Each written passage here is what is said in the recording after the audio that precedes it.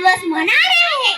यह आजादी हमें उपहार में नहीं मिली है, इसके लिए एक लंबी यात्रा करनी पड़ी है, आजादी की यात्रा। इस यात्रा में हजारों लाखों लोगों ने अपनी जान की कुर्बानी दी है। 1919 जलियांवाला बाग।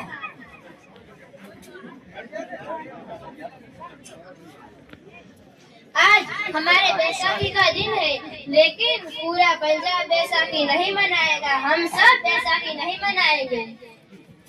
हम बैसाखी नहीं मनाएंगे। हम बैसाखी नहीं मनाएंगे। जब तक हम अंग्रेजों को भारत से बाहर नहीं निकाल देते, तब तक पूरा पंजाब बैसाखी नहीं मनाएंगे। अच्छा, तुम हमारा विरोध करता है, भाग जाओ, इसका अंजाम बहुत ही बुरा होगा। हम नहीं, तुम लोग जाओगे, हमको नहीं, तुमको भारत से भागना होगा।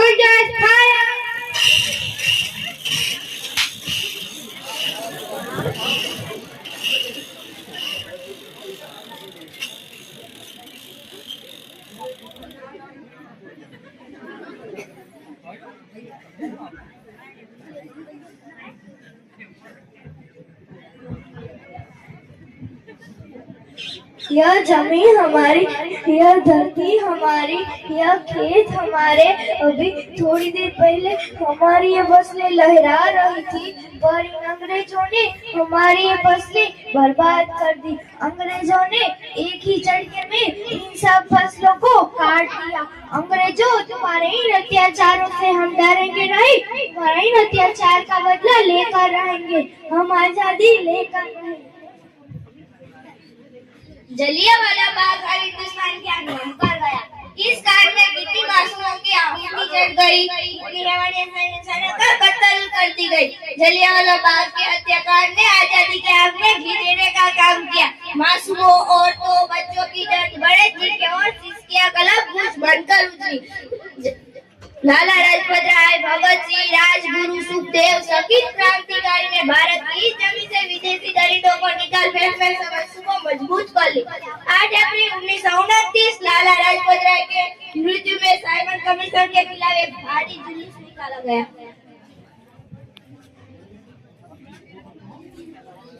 Simon commission, Simon commission, Simon commission.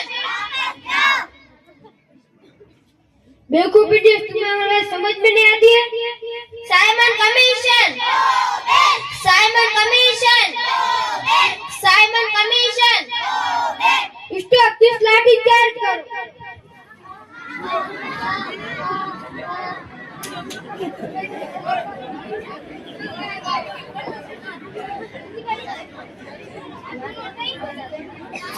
अरे लाला जी को तो बहुत गहरी चोट लगी और उनका सर फट गया है। मेरे शरीर में लगी एक एक लाठी अंग्रेज सरकार का पर मुकिल का काम करेगी। ये आजादी की लड़ाई रुकनी नहीं चाहिए, इसकी जिम्मेदारी मैं तुम सबको सौंपकर जा रहा हूँ। लाला लाजपत राय की दर्दनाक मौत के बाद भगत सिंह, सुखदेव, राजगुरु, वतन के इन परिवारों में खुद का ऐसा उबाल आया जिसका सामना करना अंग्रेज सरकार के लिए मुश्किल हो गया। अंग्रेजों को करारा जवाब देने के लिए स्मार्ट और सैंडर्स को मारने की रूपरेखा रची गई।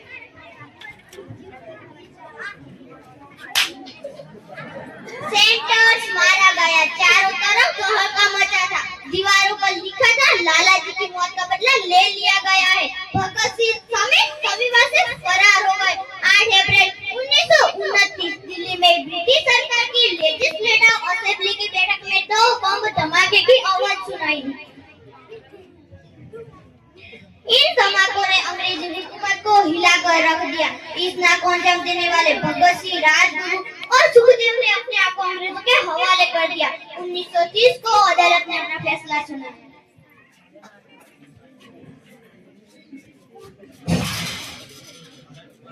मुजरिम भगत सिंह, मुजरिम राजगुरु, मुजरिम सुखदेव दफा 121 और दफा 302 की तहत यह अदालत तीनों को मुजरिम करार देती है। इस गुस्ताखी के लिए यह अदालत तीनों को सजा मौत।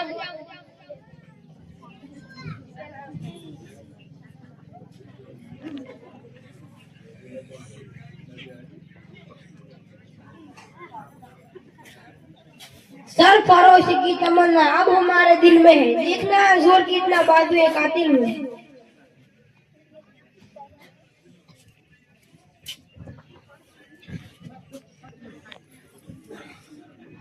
है पुत्र की हाल है?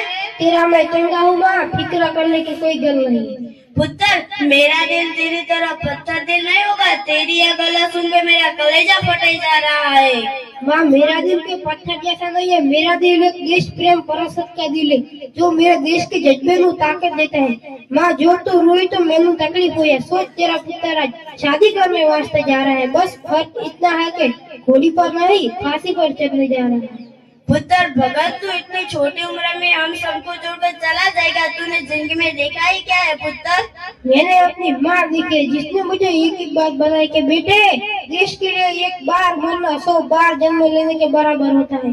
अच्छा माँ अब आखिरी बार विदाई लेने का समय आ गया है, आशीर्वाद दे माँ। भगत मेरे लाल,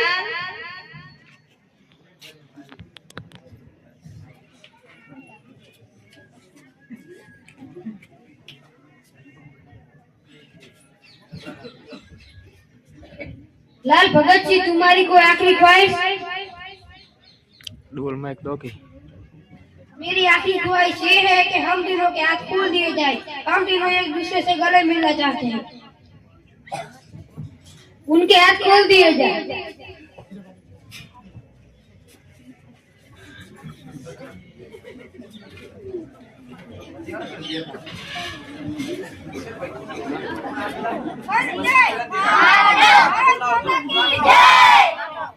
भारत माता की, भारत माता की, वंदे वंदे, भारत माता की।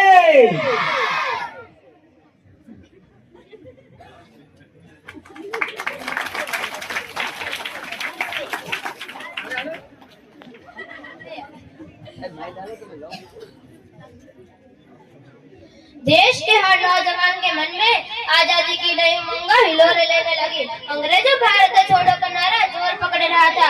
सबने एक आजाद भारत का सपना देखना आरंभ कर दिया था। हर कोई अपने अपने ढंग से इस महायज्ञ में अपनी आहुति दे रहा था। सुभाष चंद्र बोस, रानी लक्ष्मीबाई, तात्या टोप और मंगल पांडे जैसे शहीदों की कुर्बानी रंग लाई और 15 अगस्त 1947 को भारत आजाद। सरस।